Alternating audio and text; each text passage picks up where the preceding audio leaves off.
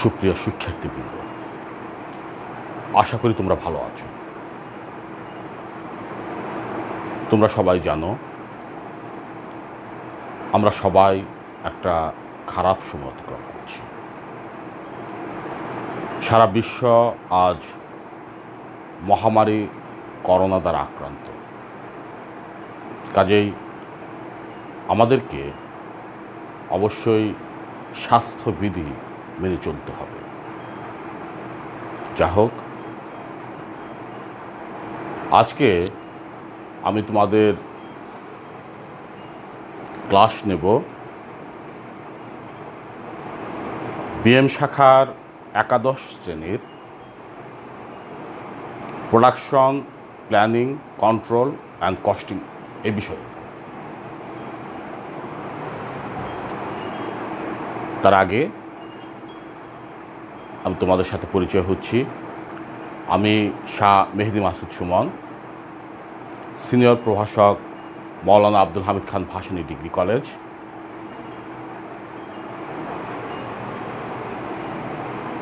তাহলে চলো, আজকে আমি বিএম শাখার production planning control and costing এই বিষয়ের উপর প্রাথমিক একটা ধারণা দেওয়ার চেষ্টা করি। এই বিষয়টি বিএম শাখার যারা অ্যাকাউন্টিং ট্রেডে তাদের জন্য। Production planning control and costing. Production শব্দের অর্থ হচ্ছে উৎপাদন, প্ল্যানিং পরিকল্পনা, কন্ট্রোল হচ্ছে নিয়ন্ত্রণ এবং কস্টিং হচ্ছে উৎপাদন ব্যয়।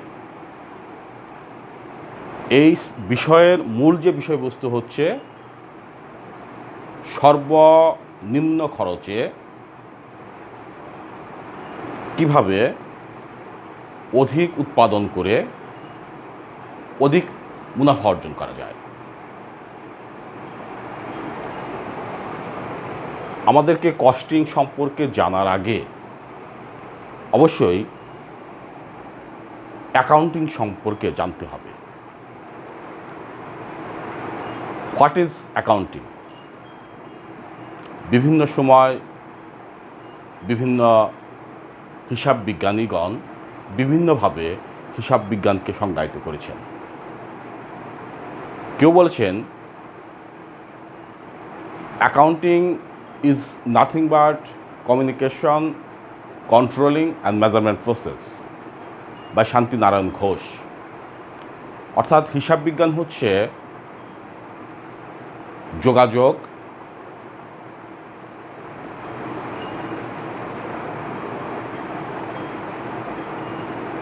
নিয়ন্ত্রণ এবং পরিমাপের একটা প্রক্রিয়া। আমরা যদি আরও বিস্তীর্ণ অর্থে বলি, একটা লেনদেন সংগঠিত হওয়ার সাথে সাথে প্রাথমিকভাবে লিপিবদ্ধকরণ, যাকে আমরা বলি জাবেদা, এরপর শ্রেণীবদ্ধকরণ, যাকে আমরা বলি খতিয়ান, ইংরেজিতে বলা হয় লেজার, এরপর হিসাবের গাণিতিক শুদ্ধতা যাচাই করার জন্য সংক্ষিপ্তকরণকে বলা হয় ট্রায়াল ব্যালেন্স বা রেওয়ামিল। একটা নির্দিষ্ট সময়ান্তে আর্থিক বিবরণীর প্রস্তুতের মাধ্যমে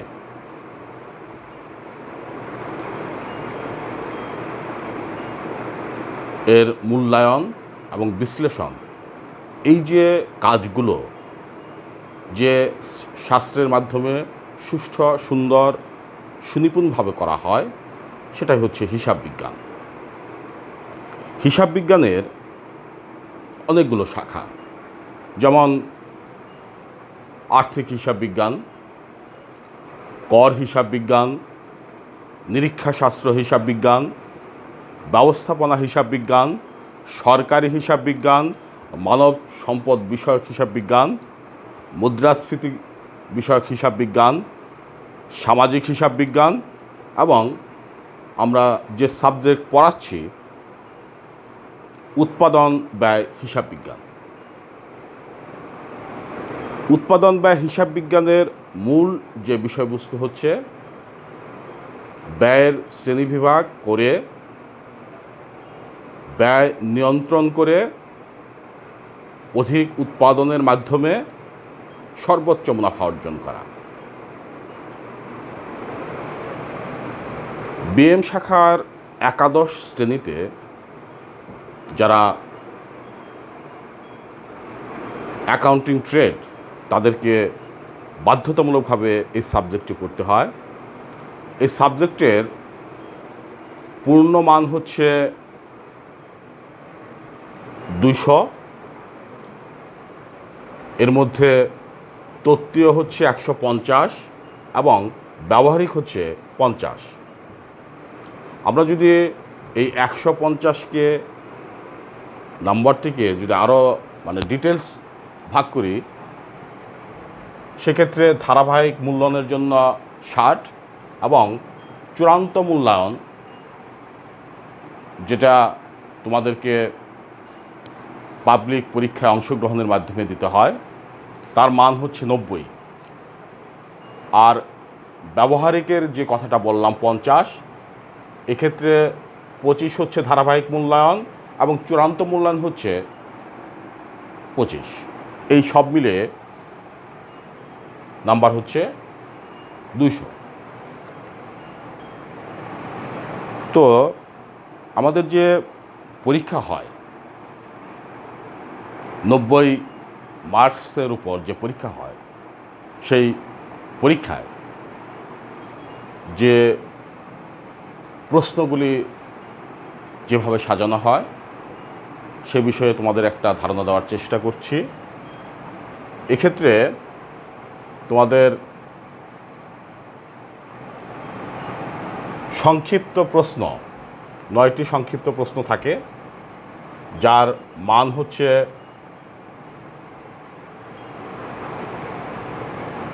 প্রতিটির মান হচ্ছে 5 করে। তোমাদেরকে উত্তর দিতে হবে 6টি, 5, 6, 30। এবং তোমাদের ব্যবহারিক সমস্যা অর্থাৎ অঙ্ক সেটা থাকবে 7টি প্রশ্ন থাকবে। এখান থেকে তোমাদেরকে উত্তর দিতে হবে 4টি, যার মান হচ্ছে প্রতিটা অঙ্কের মান হচ্ছে 15। 4, 15, 60, 30 আর 60। এই হচ্ছে চূড়ান্ত মূল্যায়নের 90 মার্কস। এবং এই সাবজেক্টের ক্ষেত্রে তোমাদের যেসব ব্যবহারিক অঙ্কগুলো করতে হবে সেগুলো সম্পর্কে আমি একটা ধারণা দিচ্ছি। প্রথমটা হচ্ছে উৎপাদন ব্যয় বিবরণী, দ্বিতীয় হচ্ছে দরপত্র মূল্য নির্ধারণ, মজুরি ও বেতন মজুরি বিবরণী, জব ব্যয় বিবরণী, মৃত ব্যয় ফরমাইজ পরিমাণ, স্টোর লেজার।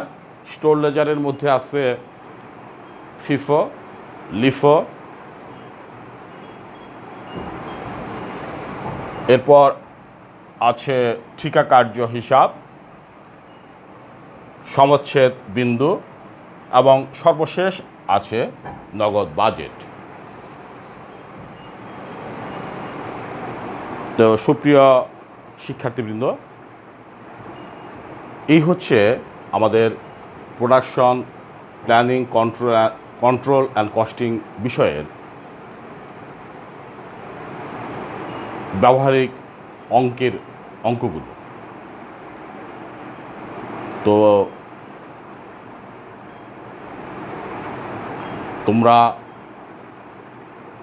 সবাই সুস্থ থাকো এবং স্বাস্থ্যবিধি মেনে চলো। মহান আল্লাহ তাআলার কাছে লক্ষ কোটি শুকরিয়া, আমরা সবাই সুস্থ আছি। তুলনামূলকভাবে বিশ্বের অন্যান্য দেশের তুলনায় বাংলাদেশ কম সংক্রামিত হয়েছে। সবার সুস্থতা কামনা করে আগামী ক্লাসে আমন্ত্রণ জানিয়ে আমি বিদায় নিচ্ছি। ধন্যবাদ সবাইকে।